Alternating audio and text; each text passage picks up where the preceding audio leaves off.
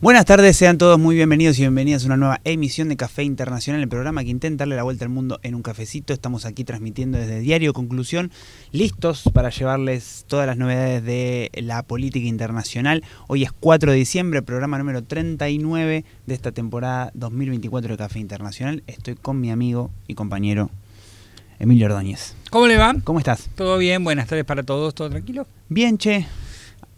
Yo bien. Vamos a ver que no está mejor. ¿Mejor que quién? Mejor que la semana pasada.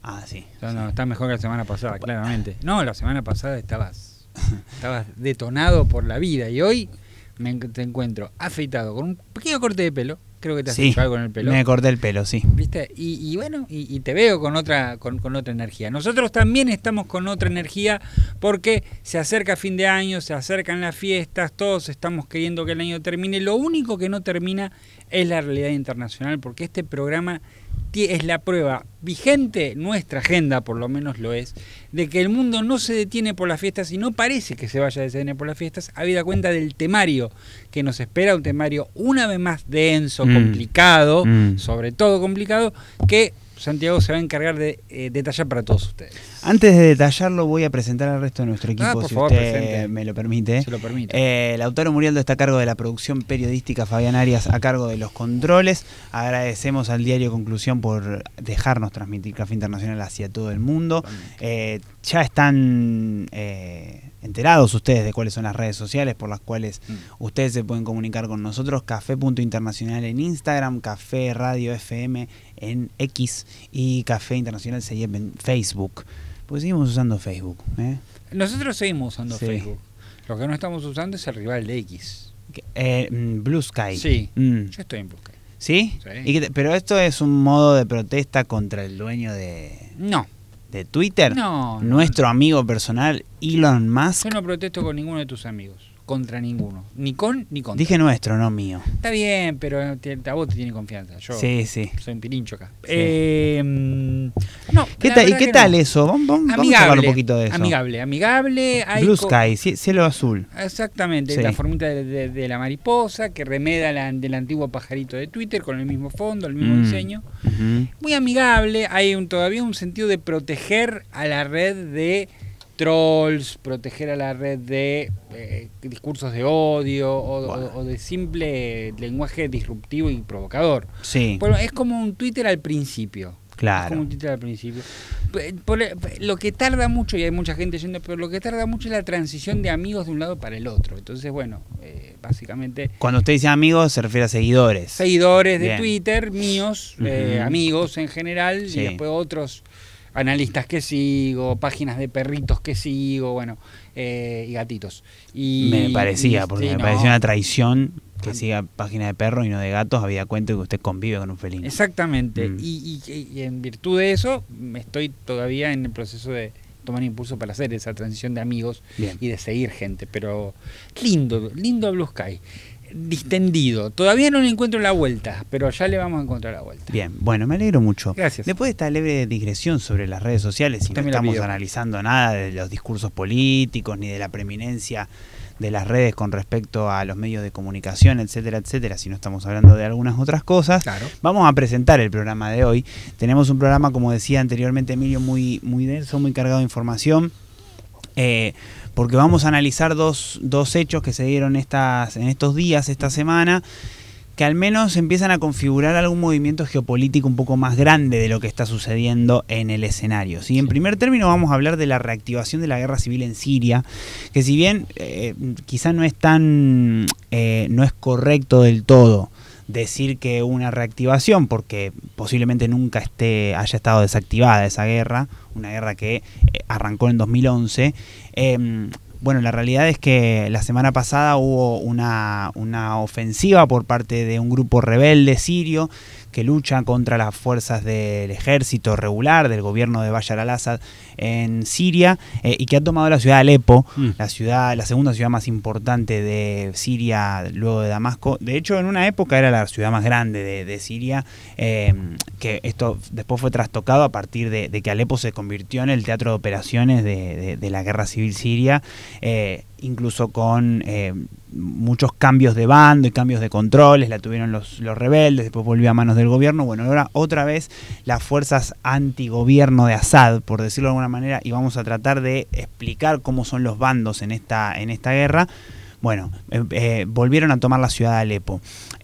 Un conflicto que marca quizá otro capítulo en las tensiones geopolíticas que se dan alrededor del mundo, porque tiene que ver con cómo se están dando las cuestiones en Medio Oriente a partir de lo que sucede en Gaza y en el Líbano, porque también tiene una conexión con lo que sucedió, por ejemplo, en el Cáucaso Sur, con el conflicto entre Armenia y Azerbaiyán, que tuvo algunos capítulos hace 4 años y ahora volvió a tener hace algunos años después de lo que fue la preeminencia militar de Bakú sobre Ereván, de Azerbaiyán sobre Armenia, y sobre todo por lo que sucede en Ucrania, ¿no? Con el ejército ruso teniendo su atención y su esfuerzo de guerra allí. Con lo cual, conflicto difícil, vamos a tratar de llevárselos masticados a ustedes como para que lo podamos entender y analizar juntos. Por otro lado, vamos a hablar de Georgia, hablando del Cáucaso.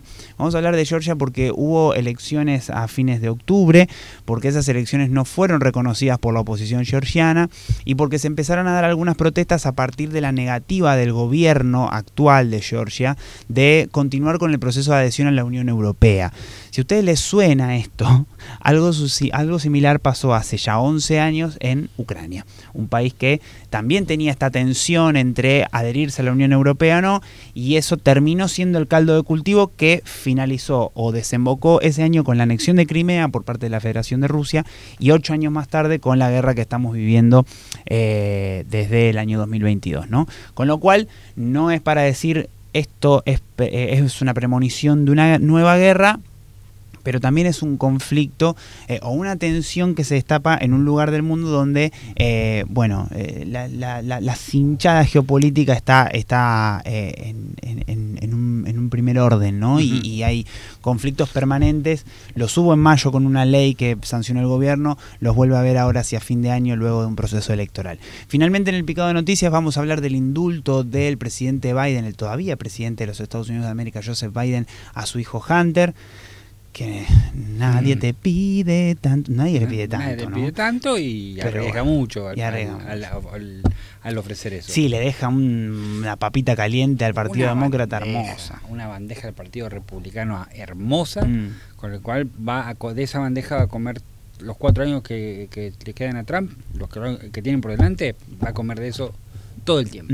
En otro hecho que también puede ser signo de una tensión geopolítica mayor, vamos a hablar de lo que sucedió en Corea ayer, en Corea del Sur, porque siempre hablamos de Corea del Norte, o mejor dicho, se habla más de Corea del Norte, pero no tanto de Corea del Sur, y en Corea del Sur ayer hubo una declaración de la ley marcial, un pedido de impeachment al presidente de aquel país, y también un escenario de un peligro del orden democrático y constitucional en uno de los mayores aliados que tiene Estados Unidos en el Asia-Pacífico. Y finalmente vamos a hacer un pequeño comentario, si es que nos da el tiempo, de lo que ha sucedido en Francia, porque se ha caído el gobierno de Michel Barnier, algo que también hemos analizado aquí en Café Internacional, en lo que fueron los dimes y diretes para la conformación del gobierno en Francia desde hace algunos meses. Presentado entonces, Ordóñez, el programa. Impecable. Muy bien, nos vamos a ir a la primera pausa. Hoy es 4 de diciembre, primer programa del último mes del año de Café Internacional. Nos vamos a ir un corte y ya volvemos con el segundo bloque y todo lo que está pasando en Siria. Ya venimos.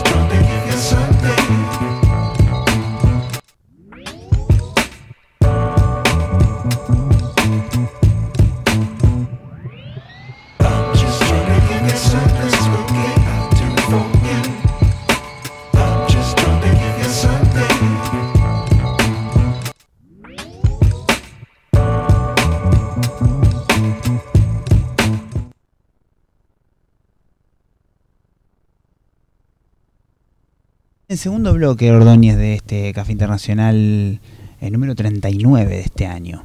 Ya la semana que viene ya cumplimos un número redondo. 40, cumplimos 40. Lindo numerito.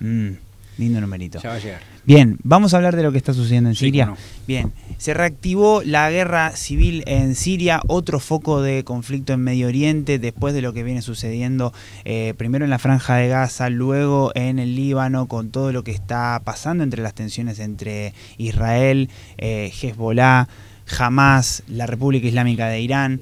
Todos conflictos que fueron signando y marcando el pulso de la política en Medio Oriente, la política regional en aquella zona del mundo. Y la semana pasada descubrimos o nos ha llegado la noticia de que las fuerzas rebeldes tomaron la ciudad de Alepo en Siria, una de las ciudades más importantes de aquel país, ubicada al norte, noroeste, si no me equivoco, por parte de una ofensiva. Esto fue una ofensiva llevada a cabo por un grupo llamado Hayat Tahrir al-Sham, Organización para la Liberación del Levante. Del Levante. El Levante, como ustedes sabrán, es esta zona, digamos, de Medio Oriente, es considerada el Levante. De hecho, ISIS era la sigla de Estado Islámico en Irak y el Levante. Y el Levante, ¿no? Tal cual. Y se ha reportado que más allá de, ahí estamos viendo algunas imágenes de lo que está haciendo la ciudad de Alepo en estos días. El gobierno de Bashar al-Assad, el presidente sirio, que está en el poder desde el año 2000, si no me equivoco, después de que fallece su padre, Hafez al-Assad. Quien estuvo desde el año 1970, así que llevan 54 años la dinastía ahí en el poder. Exacto. Había recuperado Alepo en 2016 cuando el conflicto todavía estaba en curso, ¿no? Recordemos que la guerra civil siria arranca en el año 2011. Sí. En ese momento el gobierno de Bashar al-Assad tiene un conflicto con las fuerzas rebeldes. En ese momento estaba el ejército nacional sirio. Hay una cuestión también sectorial en términos del Islam, porque Siria es un país mayoritariamente sunita que tiene una élite chiita. De hecho, una rama del chiismo lo gobierna. Los al-Assad son alawitas, ¿no? Y en ese sentido hubo un conflicto interreligioso que se terminó desbordando hacia un conflicto militar al interior de Siria, que generó más de 7 millones de desplazados. De hecho, en el siglo XXI, la gran crisis de refugiados que se da hacia Europa es fundamentalmente por la guerra civil en Siria, ¿no? Y en ese momento, había dos bandos bien definidos, ¿no? Por un lado, el gobierno de al-Assad, que tuvo el apoyo de Irán y de Hezbollah, y que después, hacia 2015, logró consignar el apoyo sobre todo de la Fuerza Aérea de la Federación de Rusia. Putin es un importante aliado del gobierno de Siria, y del otro lado el Ejército Nacional Sirio, que eran estos rebeldes sunitas, estaban con una coalición de apoyo que en un principio había como una cuestión narrativa de el Ejército Nacional Sirio luchaba por la democracia en aquel país, dado que al-Assad los al-Assad son una dinastía que están desde el año 1970, etcétera. Y este Ejército Nacional Sirio estaba apoyado más veladamente, más abiertamente, pero por una coalición amplia que incluía a las monarquías sunitas del Golfo, Arabia Saudita, por caso, Emiratos Árabes Unidos, los Estados Unidos de América también apoyando los Estados Unidos de América de Obama, ¿no? En ese momento, y Turquía, ¿no? Y para darle más complejidad a este conflicto, se sumaron dos actores en ese momento en la guerra civil siria, que fueron, por un lado, los kurdos, la nación sin Estado más grande del mundo, si no me equivoco, Emilio, corregime, enemigos del gobierno sirio y turco, porque Turquía y Siria los consideran unas organizaciones separatistas, tanto el partido de los trabajadores del Kurdistán como la Fuerza de Defensa del Pueblo, si no me equivoco, que se llama su brazo militar. El YPJ. El YPJ. Y el otro actor que aparece en ese momento es el Estado Islámico, ¿no? Que tuvo muchísima más repercusión por la brutalidad, ¿no? Que llevó adelante el Estado Islámico a partir de la aplicación de la Sharia, de la ley islámica, y la conformación de un califato. Toda esta maraña de alianzas, de conflictos y de idas y vueltas que involucró actores desde Occidente, por Estados Unidos, por caso, como por ejemplo también de la Federación de Rusia, y Putin jugando muy fuerte a partir del año 2015 en ese conflicto, todo frenó en la pandemia, ¿no? En 2020 se aplacó este conflicto y tuvo una pausa hasta la semana pasada. Y la semana pasada vuelve a haber importantes combates que terminaron dando como resultado que la ciudad de Alepo deja de estar bajo el control del gobierno de Bashar al-Assad, que tenía una estabilidad relativa bastante importante desde hace algunos años, y pasa a formar parte de los territorios que controlan los rebeldes sirios, que lejos de ser aquella coalición unificada que se pudo pensar en algún momento, ahí estamos viendo un poco el mapa, miren lo que son todos esos colores, eso marca un poco cuáles son las partes en juego, ¿no? Lo que se ve en rojo es lo que controla el gobierno de Bashar al-Assad, mientras que ahí vemos la ciudad de Alepo, que está siendo parte de los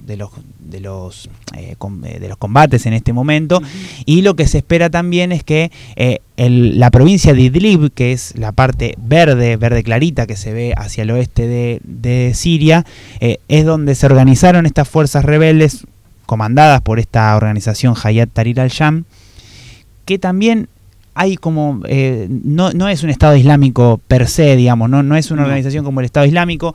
Algunos periodistas en el territorio dicen es una organización más moderada, es un brazo que estaba aliado a Al-Qaeda en su momento y al Frente al-Nusra.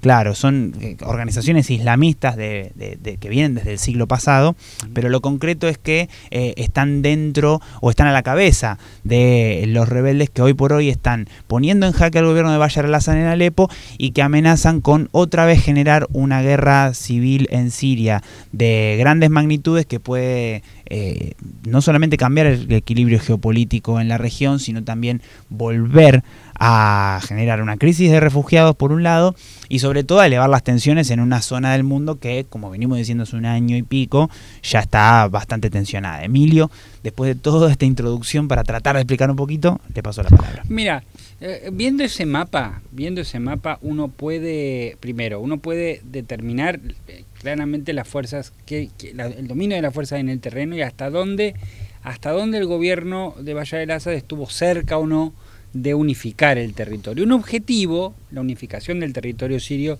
bajo el mando de Assad. En algún momento se especuló con que parte de la transición implicaba que Bashar al-Assad no estuviera en el poder. Hoy esa idea está eliminada. Sí, descartada. En el 2020, además de la pandemia, se firmaron los acuerdos de Astaná. Los acuerdos de Astaná es un proceso tripartito entre Rusia, Turquía e Irán que sobre todo implicaba, ¿no?, un alto el fuego en la provincia de Idlib, la provincia que hoy por hoy se encuentra en el centro de la atención internacional por el avance de esta organización para la liberación del Levante. Lo que parece estar en juego acá, además de la estabilidad del gobierno de Assad, es no solo es el por qué ahora, ¿no? Digo, la primera pregunta que surge luego de haber cubierto in extenso Israel y Gaza, luego Israel y Líbano, ¿por qué surge ahora esta recidiva de la guerra civil siria? Bueno, Hezbollah e Irán fueron gran parte del sostén de Bashar al-Assad en estos años. Bueno, gran parte de la explicación parece venir por este debilitamiento de Hezbollah de cara a las acciones decisivas y punzantes que tuvo Israel en los últimos meses, con las operaciones por explosión de Vipers y los ataques selectivos que, entre otras cosas, descabezaron a la presidencia, a la cabeza de Hezbollah y a sus mandos medios. O sea, Hezbollah ha dejado de tener la presencia que tenía en Siria de cara a que eso ha habido un desplazamiento de Hezbollah a la zona del Líbano, sobre todo a la zona del sur del Líbano, y ha dejado el flanco norte, para decirlo de alguna manera, territorio sirio bastante más descubierto. Estamos viendo una fotito de los rebeldes, bueno, sí. cometiendo alguna blasfemia sobre un retrato del presidente sirio Bashar al-Assad. Ese tipo de cosas que pueden llevarte que la pases muy mal en otras circunstancias. Primero y principal esto, ¿no? Hay un debilitamiento de Hezbollah y por tanto un debilitamiento de Irán, que ya del 2020, con el asesinato por parte de tropas norteamericanas, un ataque aéreo norteamericano del general Qasem Soleimani,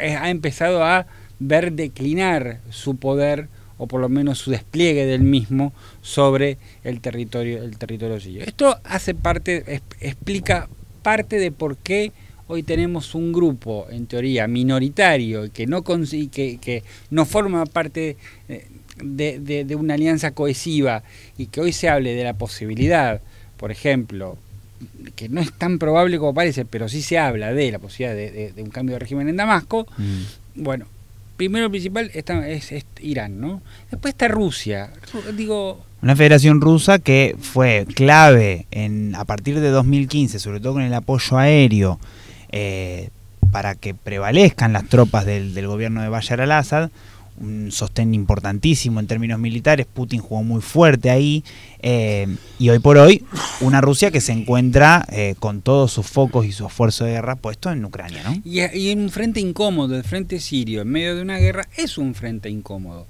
Pero al mismo tiempo Siria le resulta una plataforma muy valiosa porque le permite proyectar poder sobre una región que habitualmente le es amigable, como es el Medio Oriente. Tiene su base en Tartus, la base del Mediterráneo, ¿no? Sí, señor.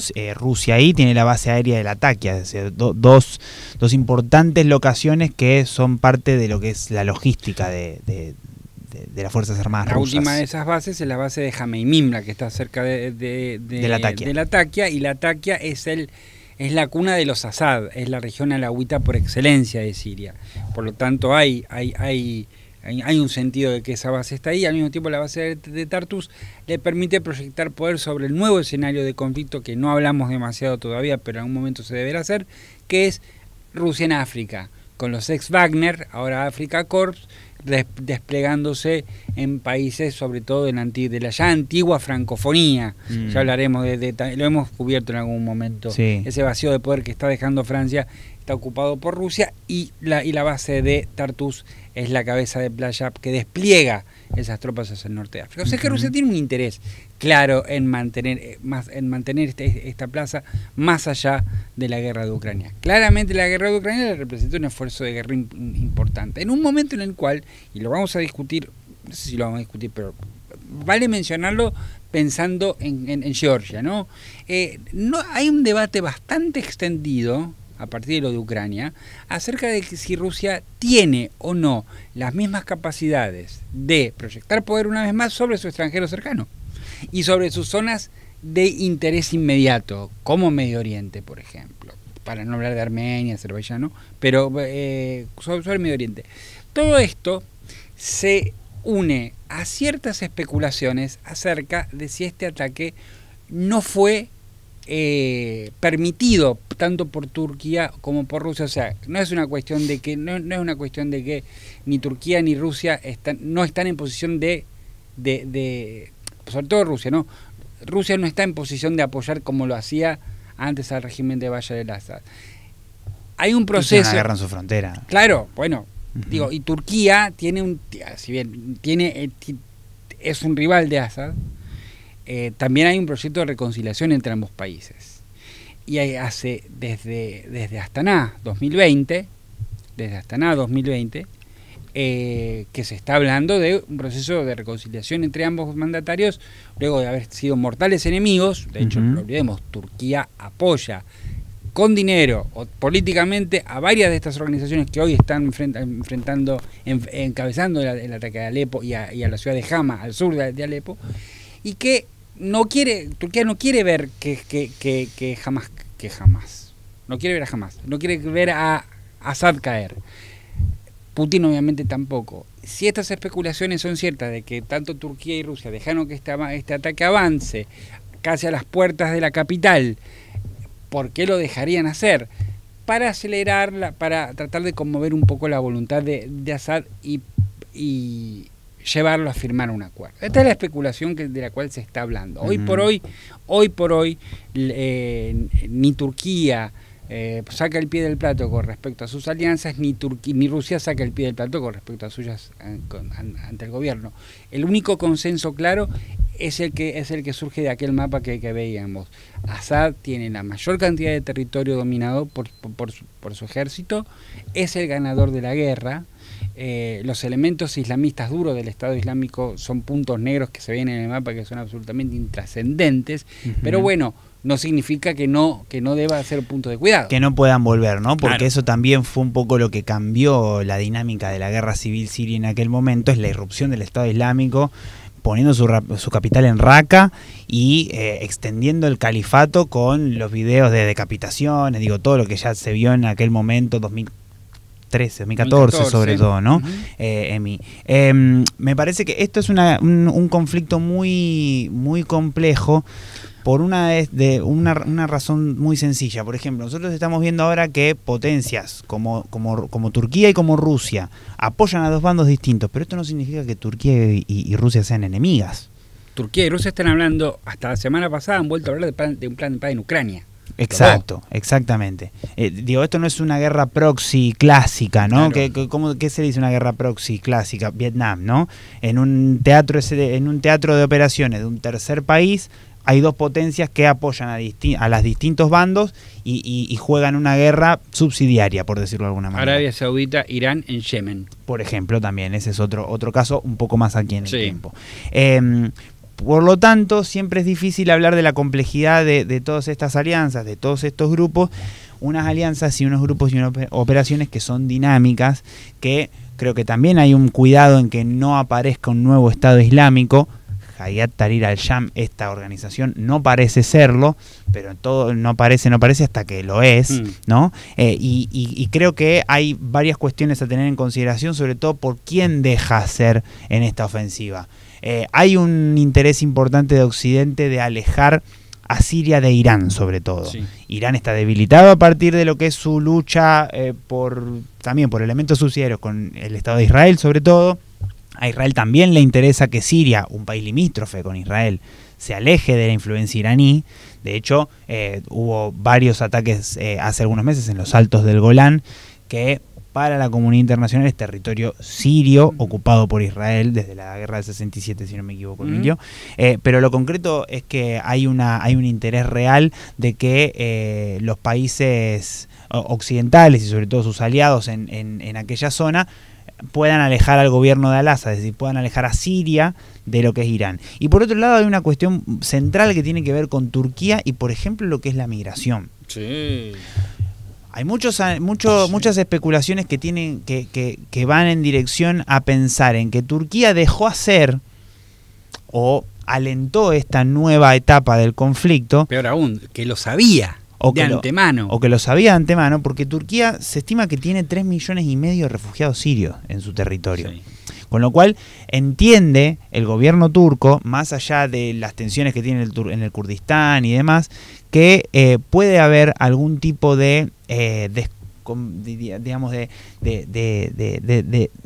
al menos de descomprimir un poco toda esa cuestión demográfica y de desplazamiento de poblaciones que se generó en el 2011, que tuvo su pico en el 2013, 2015, incluso muchos de esos refugiados sirios llegaron a Europa, hubo un acuerdo de Angela Merkel en su momento y tal, sí, que ustedes recordarán bien, pero bueno, lo concreto es que Turquía puede volver a enviar sirios, o al menos se especula con que pueda volver a enviar poblaciones desplazadas de Siria de nuevo a su país con respecto a esta nueva etapa de la guerra.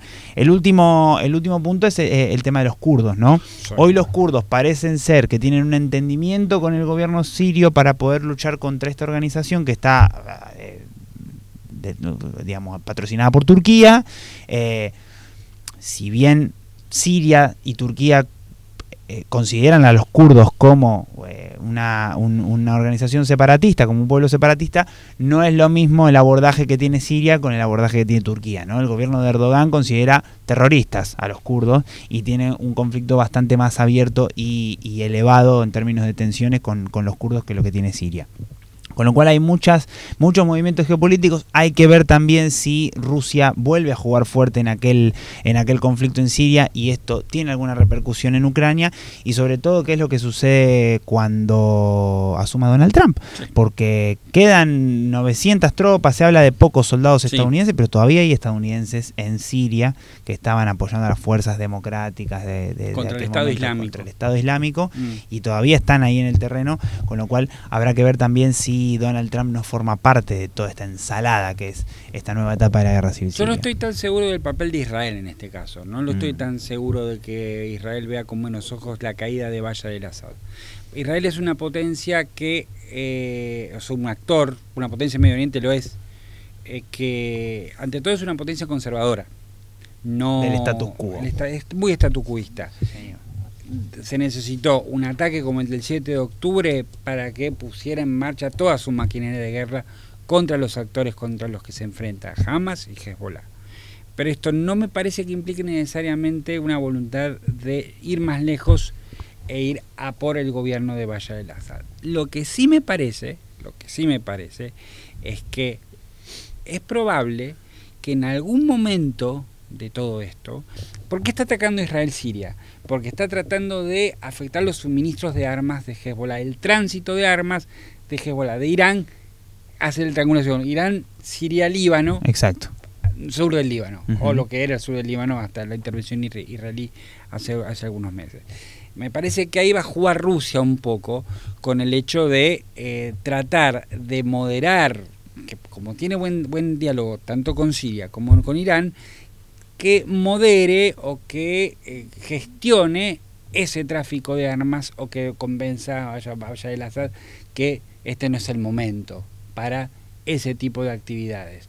Digo, también me parece que Bashar al-Assad, con más o menos poder, continúa teniendo cierta relevancia alrededor del gran esquema que involucra a Irán, el eje de la resistencia y la dinámica que tiene con Israel y sobre todo la influencia que Siria tiene tradicionalmente, por lo menos desde los años 70, sobre el Líbano. O sea, si bien en este momento Israel ve con buenos ojos el debilitamiento del régimen de Bashar al-Assad, no lo ve por Assad mismo, lo ve porque con este debilitamiento de Assad y de Hezbollah se debilita Irán. Entonces me parece que hay una cuestión de regla de tres compuesta, políticamente hablando.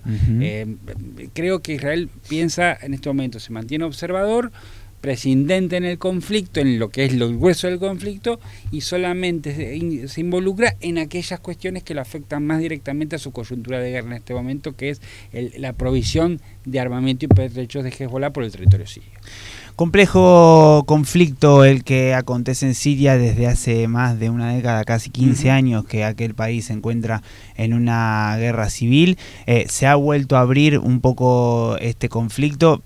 Es importante que por lo menos empezar a ver cómo juega cada actor para poder terminar de comprender cabalmente lo dinámico que son las alianzas y sobre todo cómo juega cada potencia en un contexto en el cual Medio Oriente vuelve a tener otro foco de tensión que puede empezar a marcar un poco el ritmo de aquí en adelante, ya con miras a lo que va a suceder el año que viene, ¿no? Así es, y cómo este nuevo frente de conflicto se conecta con los otros dos. Eso me parece también relevante, que no están necesariamente enclaustrados uno con otro. Sabemos que el de Gaza y el de Líbano que están conectados, y el de Ucrania. Y el de Ucrania. Y ahora este que también tiene sus vasos comunicantes con estos conflictos. Todo está bastante entrelazado. Cerramos entonces este bloque. Nos vamos a ir a un corte. Vamos a un corte. Y ya volvemos con más Café Internacional.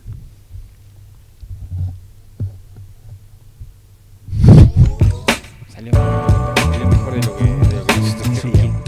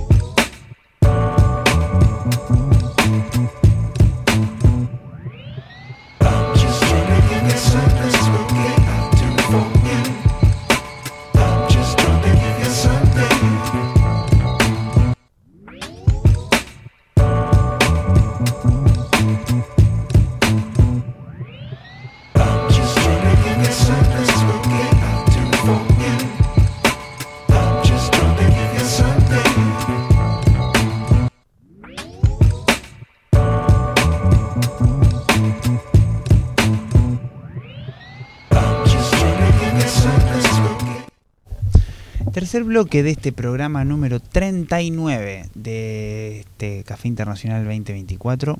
¿Cómo está mi amigo Emilio Ordóñez? Con hambre, primero. Yo también estoy... Voy a ser absolutamente sincero. Tengo un hambre que me como esta mesa. Sí, sí. Pero creo que es más la ansiedad. Ya hablamos de tratar de gestionar, ¿no? Algún tipo de...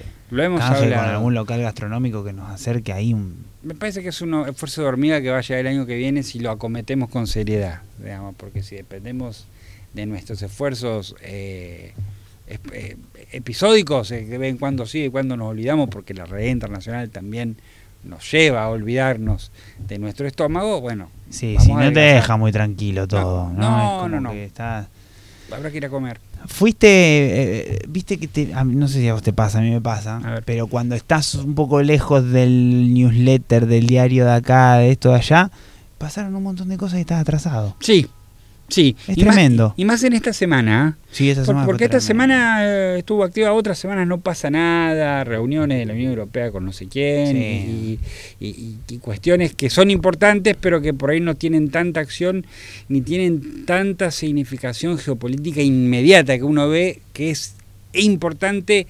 Y en 2 segundos te das cuenta de por qué. Por eso es importante hablar de Siria, por ejemplo. Claro. Hicimos el bloque pasado. Recién decíamos, una pequeña digresión, otra más, que recién decíamos fuera de cámara, que el conflicto de Siria, a diferencia del de Israel y Hamas, Israel y Hezbollah, es mucho más fluido en términos de cómo se ha dado el conflicto, en términos de las alianzas, y un bloque de 15 minutos no alcanza a cubrir ese tipo de cuestiones. El mapa, que siempre es importante en un conflicto como esto, tratar de verlo con un mapa enfrente, apenas se alcanza a cubrir todo lo que se debería decir acerca de un conflicto en el cual están involucrados actores locales, actores regionales, actores internacionales, en el marco de una transición de poder en Estados Unidos, que afecta no solo este escenario, sino otros muchos, algunos de ellos los hablaremos en breve, con lo cual es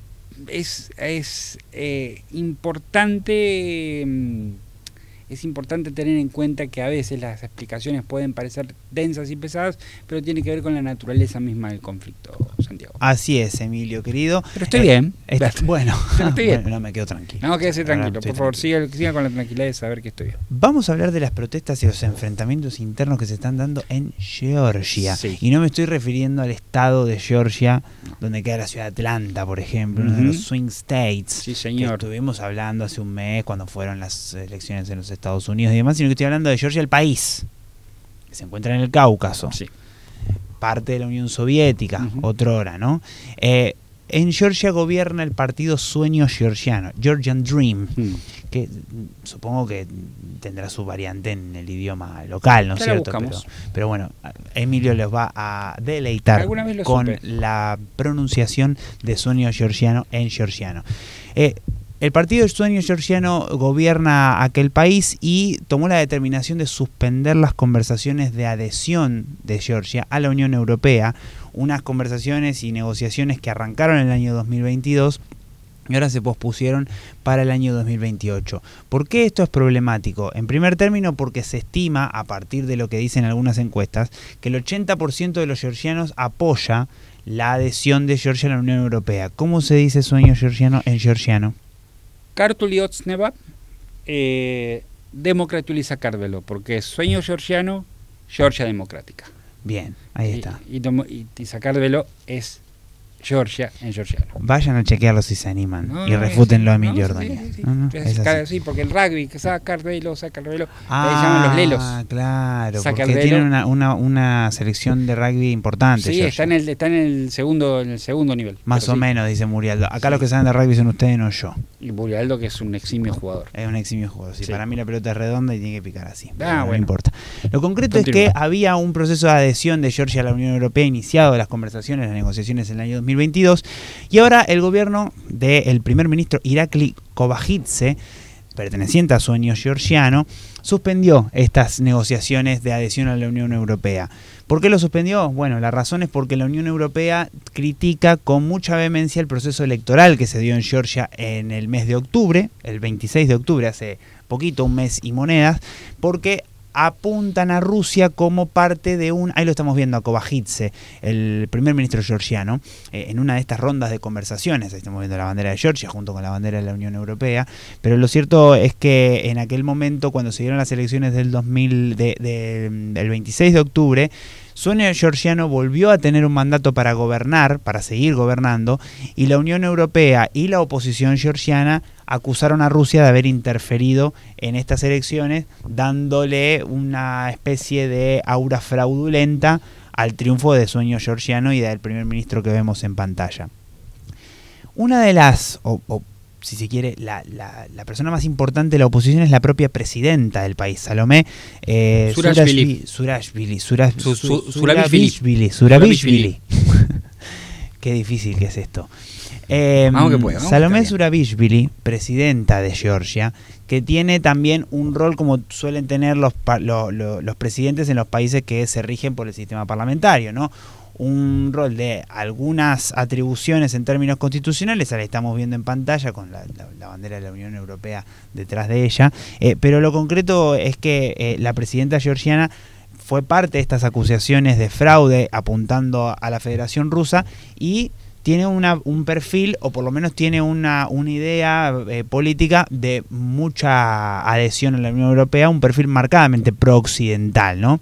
Algo que fueron tensiones que sucedieron en todo el extranjero próximo ruso y todos los países que formaron parte en aquel momento de la Unión Europea, que empezaron a debatirse sobre la discusión de fondo, que es, ¿somos influencia de Rusia o somos influencia de Europa, ¿no? Con lo cual, a partir de lo que fue esta suspensión de las negociaciones para entrar en la Unión Europea, comenzó a haber una serie de protestas que ya llevan casi una semana, que algunos, hoy leía una nota del ex embajador de Estados Unidos en Georgia, y decía que estas protestas no tienen nada que ver con lo que había sucedido anteriormente, por ejemplo en mayo, cuando el gobierno georgiano, de sueño georgiano del partido de gobierno, aprobó una ley de agentes extranjeros que decía que aquellas organizaciones de la sociedad civil o medios de comunicación que tenían más del 20% del dinero de sus acciones de capitales extranjeros eran registrados como agentes de una potencia extranjera. Y hubo protestas, pero no tienen nada que ver con las protestas que, por ejemplo, ahora están viendo en la pantalla, ¿no? Ahí están jugando el juego. Pero bueno, lo cierto es que las protestas ya llevan varios días. Otra vez vuelve a abrirse un foco de conflicto en la esfera de influencia rusa, otra vez por lo mismo que sucedió en Ucrania en el año 2014. Recuerden, en el año 2014 el entonces presidente Víctor Yanukovych intentó suspender los procesos de negociaciones para que Ucrania se adhiera a la Unión Europea. Eso generó lo que fueron las protestas del Euromaidán, las protestas en la Plaza de la Independencia de Kiev, y que terminaron, por un lado, alejando a Ucrania de Rusia, pero por otro lado con la anexión de Rusia de la península de Crimea, ¿no? Con lo cual empieza a verse, y teniendo en consideración también, y te paso la palabra Emilio, teniendo en consideración también lo que fue el antecedente de las guerras de 2008, donde dos regiones de Georgia, sobre todo en el norte, que limitan con Rusia, Abjasia y Osetia del Sur, fueron anexadas por Rusia, bajo también la misma narrativa de proteger a los rusoparlantes, es decir, a las poblaciones rusófilas de aquellas regiones de Georgia. Bueno, en aquel momento no había un gobierno cercano a Rusia como ahora, sino que había un gobierno bastante más pro-occidental que el actual, y lo concreto es que en ese momento fue una guerra corta, ¿no?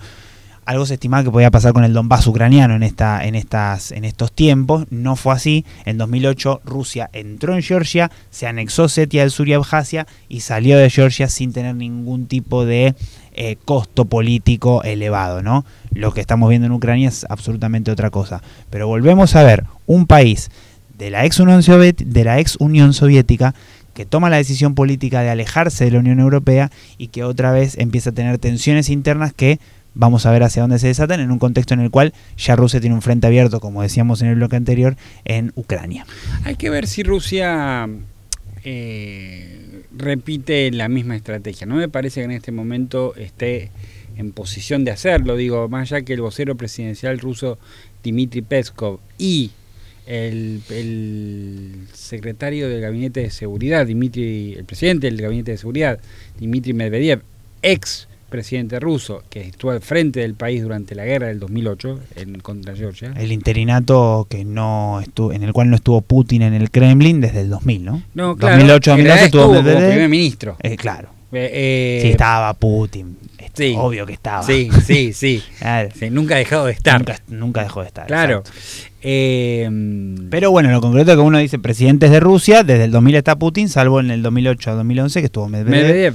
Que fue en ese momento también cuando se dio ese conflicto con Georgia. Exactamente, me parece que en este momento no da la sensación de que Rusia se esté moviendo en ese sentido, me parece que hay una posición más de wait and see, una observación a ver cómo van los acontecimientos, pero tampoco hay que tampoco hay que soslayar el antecedente de la guerra y lo que eso ha significado para un pueblo georgiano, sobre todo para ese 80% que según los sondeos pretende un rumbo proeuropeo para el país.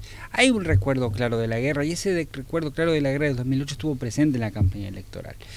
Desde el sueño georgiano se acusa a la oposición de querer que con este rumbo proeuropeo querer llevar a Georgia a la guerra como en el 2008. Y por eso veías en la campaña electoral una foto dividida en dos. De una parte, escenario ucraniano, guerra, destrucción, edificios destruidos, muerte.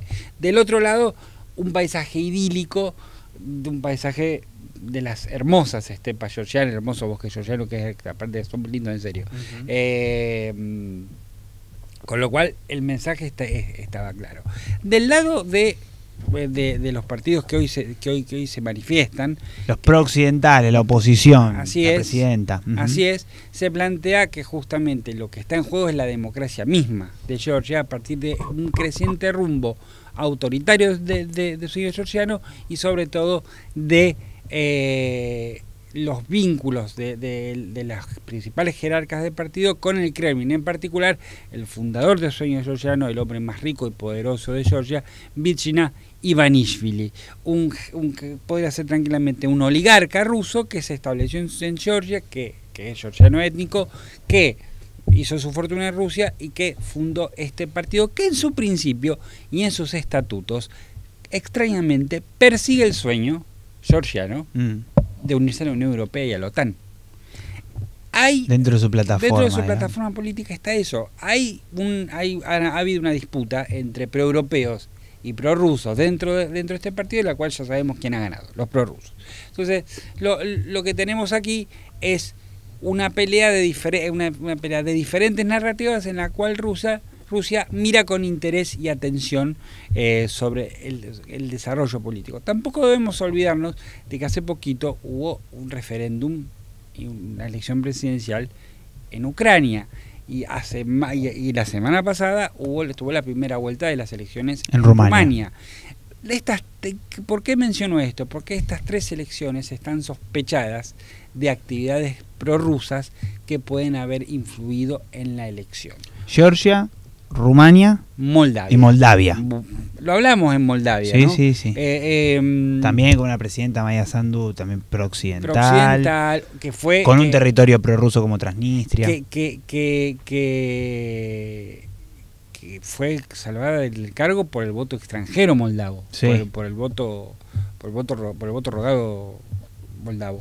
Digo, me parece que acá lo que está en cuestión, acá Georgia vuelve a partirse, esto es una clara consecuencia de lo que ha dejado la guerra, y esto es un escenario que Rusia utiliza muy bien, y que y por esto me parece que no se puede repetir el escenario de invasión, más allá de las amenazas tanto de Peskov como de Medvedev, es que no necesita en el caso georgiano hacer prácticamente nada, solo recordar. Porque cuando Medvedev dice estas experiencias de estilo ucraniana suelen ir muy mal, con un tono casi hasta de chicana. Es un picante, Medvedev, tremendo. Claro, me parece que hay una utilización. El otro día tiró así porque sí, la posibilidad de una tercera guerra mundial, como quien habla del partido del domingo. Con la mayor impunidad posible.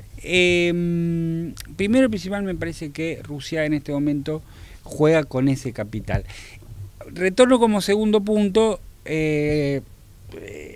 Lo que había planteado antes, el debate entre académicos, entre la gente que le interesa todo esto, acerca de si Rusia realmente tiene capital, estando metido en una guerra como la de Ucrania, la cual está perdiendo hombres a mansalva, pero está ganando la guerra aparentemente, si puede distraerlos en un objetivo como el de Georgia. Antecedentes a favor y en contra hay. En concreto, lo que no tiene en Georgia es, por lo menos, la cercanía geográfica de otra potencia enemiga. No. Como puede llegar a ser los países de la OTAN en el caso de Ucrania. Tiene una base. Y tiene una base importante. Ahora, pero tiene una base, pero hay que ver si está en condiciones de proyectar poder desde esa. O sea, por lo menos es un centro a tener en cuenta. también hay que decir esto. Vos hablaste de la población rusoparlante en Osetia y en Osetia del Sur y en Abjasia. También hay otra población rusoparlante que son los 300.000 jóvenes más o menos que han huido a Georgia huyendo de la conscripción de Putin de la guerra de Ucrania. Eso ha generado tensiones sociales y el temor de una rusificación de Georgia. Georgia es uno de los poquísimos países en el extranjero cercano, o de los países que han quedado después de la implosión de la Unión Soviética, inclusive antes, que se sienten orgullosos de no haber sido víctimas de una rusificación. Esto tiene que ver claramente, esto es algo de lo cual hasta Stalin estaba orgulloso. Stalin fue uno de los principales impulsores de la no rusificación de Georgia. Joseph Dugashvili. Joseph Vissarionovich Dugashvili. Pero georgiano de nacimiento, ¿no? Sí, hace falta aclararlo, en Gori. Pero lo que planteo es que este contingente que huye de Rusia para no ser llevado al frente en Ucrania, puede haberse convertido en un activo político de cara al futuro, porque así como los derechos de los rusoparlantes se habían visto menoscabados y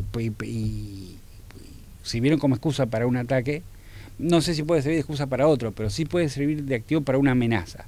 Digo, hay una situación medio como de posible chantaje de cara a la resolución de unas elecciones que, como lo dijo Santiago, no fueron reconocidas por la oposición, no fueron reconocidas ni por Estados Unidos ni por la Unión Europea, y este último actor anunció que se deberán de repetir en el plazo de un año, lo cual pone en cuestión de alguna manera la posición de Irakli Kobakidze como presidente. Digo, para terminar el análisis, parece que volvemos a tener un escenario de polarización en un país que ha tenido una guerra, y sobre todo en una región en la cual Rusia, si bien parece no haber proyectado poder no poder proyectar el poder en este momento, no significa que de alguna manera no lo pueda hacer. El caso de Kazajstán hace poquito lo prueba, y en contrario lo prueba y el argumento contrario, sí, bueno, pero con Armenia, cuando Azerbaiyán atacó Nagorno-Karabaj, Rusia no hizo nada, se mantuvo presidente.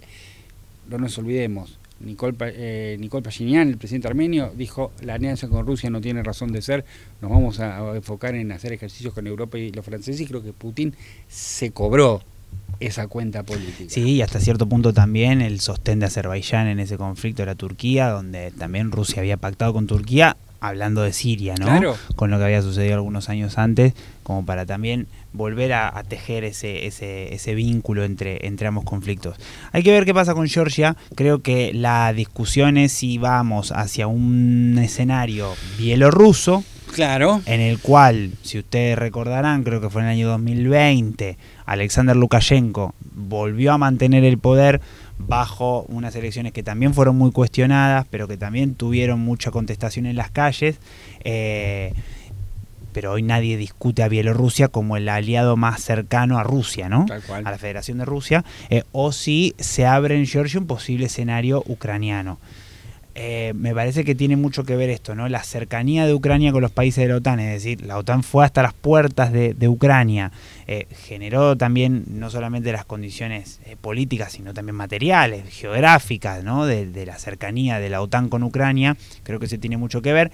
Hay otra cuestión también que tiene que ver con lo étnico, ¿no? Sí. Si bien Georgia fue parte de la Unión Soviética, es otro pueblo, no tiene otra tradición, digamos, que lo que puede llegar a asimilarse culturalmente entre el pueblo ucraniano y el pueblo ruso, por ejemplo, y lo concreto también es que creo que no hay otra potencia, salvo Turquía, pero que Turquía no tiene ahí un interés ni religioso ni cultural, puede llegar a ser una cuestión de proyección de poder, como vos decías, ¿no? Pero no hay otra potencia que esté mirando Georgia con ansias de llevarla a su redil. No, el último, Turquía es el primer socio económico de Georgia. De Georgia. El segundo es Rusia. Y sí, el interés político lo marcó en su momento Estados Unidos. Sí. Recordemos que Estados Unidos, George W. Bush, expresidente estadounidense, dijo en su momento, creo que fue en el año 2004, pero que ya estaban listos para adherir a Ucrania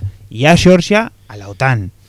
Y ahí es donde Putin empezó, creo yo, a parar las antenas y a decir, bueno, ¿qué está pasando acá? Claro. Entonces Georgia siempre fue un fusible entre estas tensiones entre Occidente y Rusia, un capítulo más de la crisis georgiana que se abrió en mayo con algunas protestas en contra de una ley que veníamos charlando anteriormente, que lo conversamos aquí mismo en Café Internacional, y ahora con esta suspensión de las negociaciones para la adhesión a la Unión Europea, vuelve a abrir una etapa más en este país que se vuelve al viejo debate, si seguir siendo parte del extranjero próximo ruso o si empieza a mirar con ansias sumarse al redil europeo. Otro paquetito para Trump, que va a tener que decidir qué hacer, porque hay una cuestión también de prestigio internacional ante la defensa de un aliado que hoy está sumida en este debate, que o se decide por Bruselas, la narrativa es Bruselas o democracia, o Rusia y autoritarismo.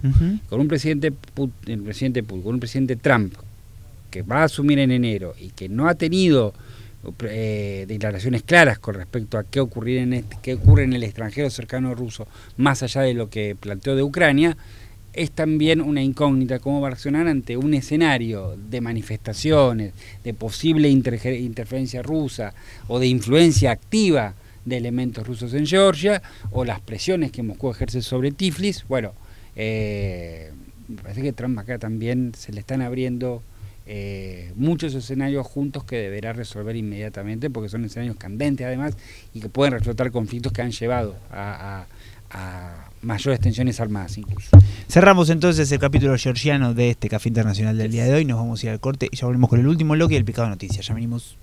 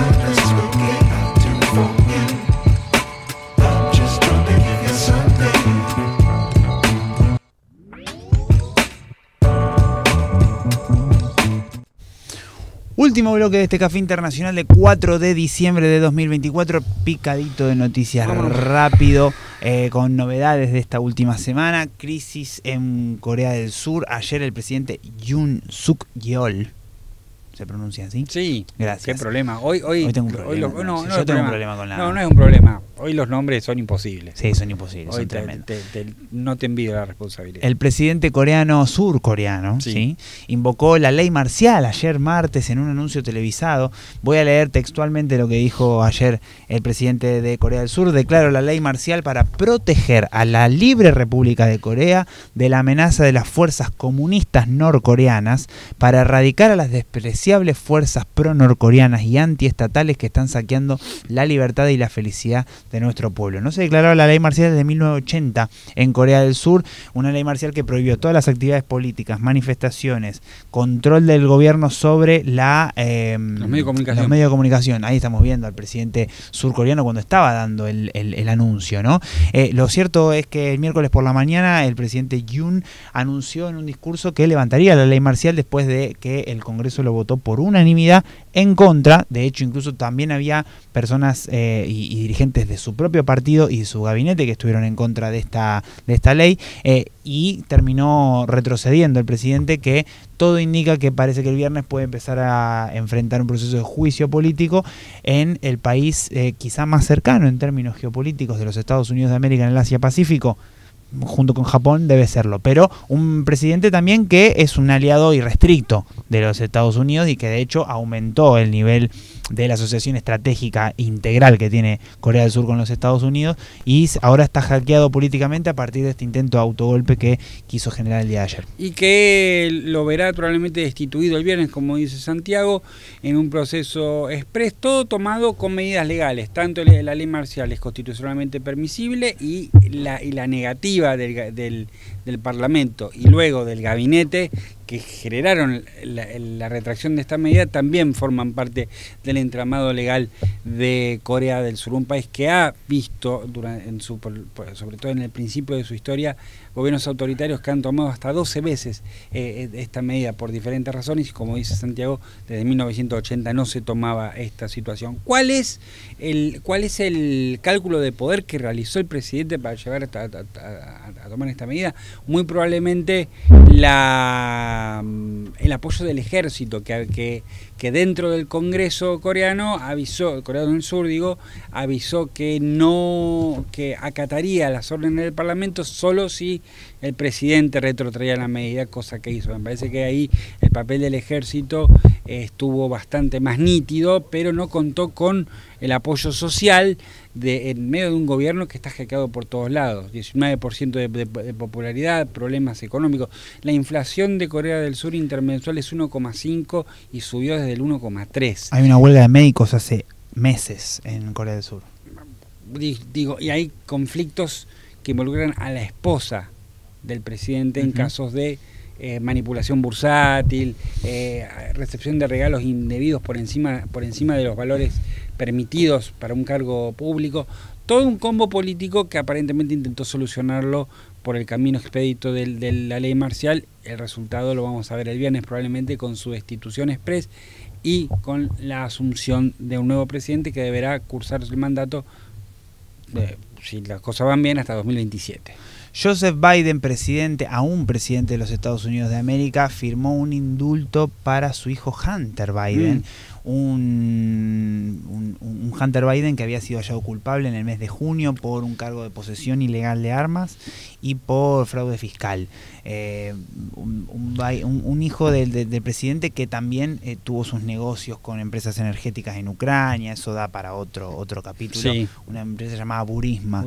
Si les interesa, búsquenlo, googleenlo, que van a encontrar una linda historia. Pero bueno, lo concreto es que Biden firmó este indulto un mes antes de retirarse de la presidencia de Estados Unidos. Ahí lo estamos viendo al presidente con su hijo.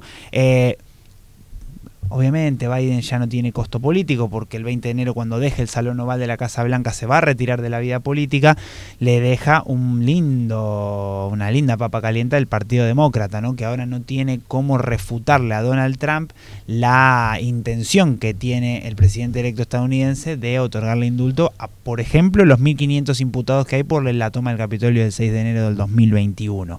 Hay críticas del Partido Demócrata, es un momento de conteo de costillas después de la derrota que tuvieron el 5 de noviembre, pero bueno, nadie, o por lo menos no puedo asegurar que Biden hizo esto como un gesto de un padre hacia su hijo que tiene la manija del poder por última vez, o si hay alguna otra cuestión política detrás que no estamos viendo. Pero bueno, lo concreto es que le quita argumentos a los demócratas para, bueno, al menos hacer causa común con la institucionalidad y el manejo discrecional del poder que le da la presidencia de los Estados Unidos. Yo no sé cómo, bueno, gran parte de este conteo de costillas y de renovación y de lavado y de sacarse de encima la resaca de la derrota del Partido Demócrata, me parece que va a tener que ver con justamente el manejo de la justicia, el manejo discrecional de la justicia imagino que para el votante común que votó a Trump sin ser trumpista, por motivos económicos, por las razones que fueren, me parece que es muy complicado para el Partido Demócrata despegarse de esto sin necesariamente repudiar a Biden o esta figura. No digo repudiarlo in totum, pero sí me parece que va a ser muy complicado plantear un discurso con un argumento que la justicia prevalece por todo lo demás. Digo, más allá de que le permita a Trump el uso político del indulto, le permite otra victoria más en una de las tantas causas que tenía, que se le van cayendo una por una, me parece que Biden le propone al Partido Demócrata un debate más incómodo todavía, luego de justamente una derrota que implica una renovación política y un lavado de cara ya con las elecciones de medio término en 2 años. Hemos llegado al final de este programa de Café Internacional. Comentar rápidamente por arriba que tuvimos la novedad hace algunos minutos que cayó el gobierno francés de Michel Barnier, el primer ministro, más allá de la presidencia de Emmanuel Macron. Ustedes recordarán que también Francia tiene un sistema semipresidencialista con el cual necesita también la mayoría del Parlamento para que elija un gobierno y un primer ministro. El primer ministro, que estaba apoyado por varios de los partidos, terminó perdiendo el apoyo del nuevo Frente Popular de Izquierdas y de la renovación del Reagrupamiento Nacional de Marine Le Pen, con lo cual otra vez se tambalea el gobierno de Emmanuel Macron en Francia. Nuevos nubarrones en el horizonte para... Nueva etapa de parálisis política. No pueden llamar elecciones ahora. El único que sale fortalecido de todo este maraña que es la Unión Europea, hoy por hoy, es Pedro Sánchez. Totalmente. ¿No? Totalmente. Con Scholz también medio que se va, Macron ahí tambaleando. Y el resto, bueno, Meloni también tiene su verano, pero bueno, Italia no ha tenido quizá el perfil para conducir a la Unión Europea, como quizá lo puede llegar a tener Pedro Sánchez de España. Sí, hay que ver qué pasa con la conducción de la Unión Europea, pero ciertamente para Francia le esperan tiempos complicados en un sistema que no admite ni repartos de poder tranquilos y sobre todo gobiernos de coalición parlamentaria como los que parecen prefigurarse en este escenario. Hemos llegado al final de este programa. Agradecemos como siempre al diario Conclusión por abrirnos sus puertas y dejarnos transmitir Café Internacional hacia todo el mundo. Lautaro Murialdo estuvo a cargo de la producción periodística, Fabián Arias estuvo a cargo de la puesta en el aire y los controles. Agradecerles a ustedes por acompañarnos un programa más de Café Internacional, el número 39 de este año. Y mi último agradecimiento es para mi amigo Emilio Ordóñez. Emilio, amigo, muchas gracias. Muchas gracias, señor, un placer como siempre estar aquí con usted y con toda la gente en el estudio, y bueno, nos vemos el miércoles que viene, programa número 40 de Café Internacional. El programa que intenta darle la vuelta al mundo en un cafecito. Que tengan linda semana.